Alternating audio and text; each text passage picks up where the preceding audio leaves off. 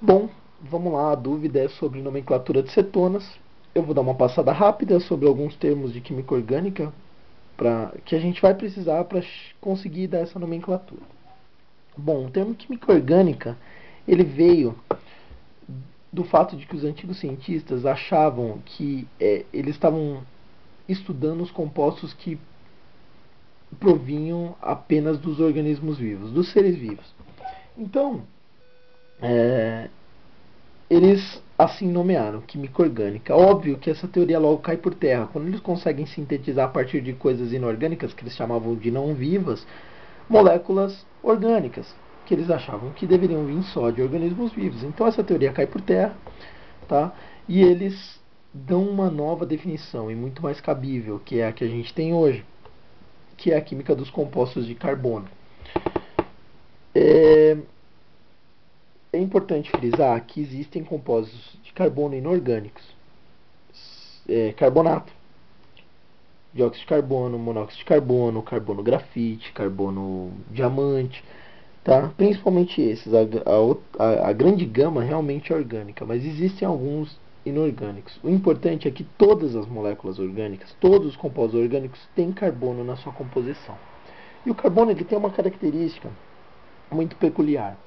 Porque se você fizer a distribuição eletrônica dele, ele tem 6 prótons e 6 elétrons. Ele tem 4 elétrons na camada de valência.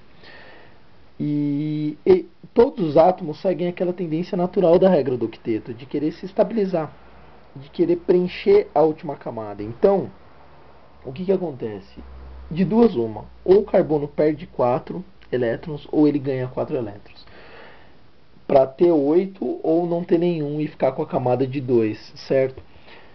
Ele não é fácil dele perder 4 elétrons, de alguém conseguir remover 4 elétrons de algum outro átomo, e nem fácil dele roubar definitivamente 4 elétrons de outro átomo. Então, as ligações que ele faz é covalente, são compartilhadas, são compartilhações. Então, cria-se uma característica muito importante e que faz essa composição abundante de compostos orgânicos no meio ambiente, na nossa natureza, né, que ele faz 4 ligações.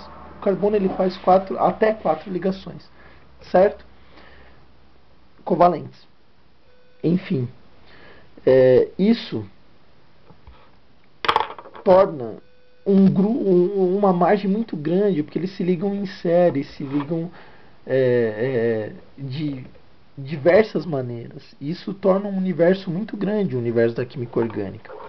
Então aí o que acontece? A gente precisa conseguir classificar e determinar como a gente vai nomear isso, como a gente vai classificar isso.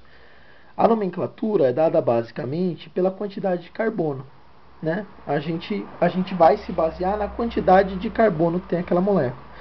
E a classificação dos grupos em relação a como ele se comporta. É como uma classificação, qualquer classificação, como uma classificação da tabela periódica. Se você pegar a família 1A, qual é a primeira semelhança que você nota entre eles? Todos eles, que é metais alcalinos, tá? Todos eles têm características metálicas, todos eles têm um elétron na camada de valência, né? Então, por que chama metais alcalinos? Porque eles têm tendência a formar sais alcalinos de pH de pH básico, vamos se dizer assim, para simplificar. Então, eles têm características, por isso que eles são agrupados numa mesma família. A mesma coisa acontece com os grupos funcionais. Você tem grupos, você tem um grupo álcool, os álcoois que a gente fala. Ele tem uma cadeia carbônica e uma hidroxila em algum lugar da molécula. Aquela hidroxila confere algumas características de distribuição, a estrutura da molécula confere algumas características de distribuição de carga, de reatividade, né? Você pode perceber fácil uma coisa. A maioria dos álcoois, né, a não ser que você pegar uma cadeia muito longa, que aí você tem uma cadeia muito polar na outra, muito apolar na outra ponta, mas se você pegar um álcool de 1, 2, 3, 4 carbonos, etanol, propanol, butanol, pentanol.